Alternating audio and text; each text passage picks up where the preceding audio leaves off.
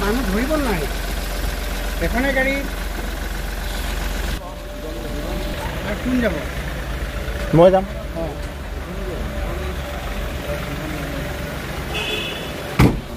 গাড়ী এখনে যাব দুখন নাযায় নহয়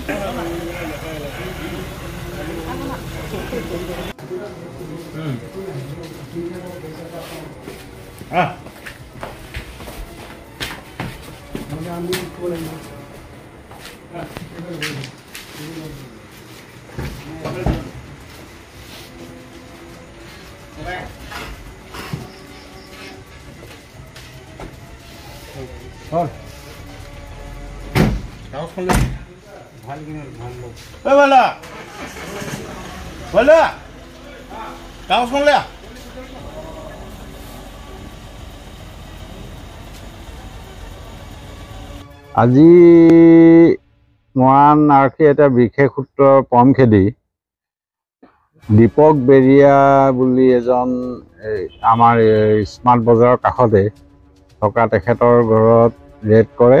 ৰেড কৰোঁতে আপোনাৰ জুৱা খেল হৈ আছিলে। জুৱা খেলৰ পৰা প্ৰায় 52,000 টকা উদ্ধাৰ কৰাৰ লগতে 6টা মোবাইল আৰু 7জন মানুহক গ্ৰেপ্তাৰ কৰে।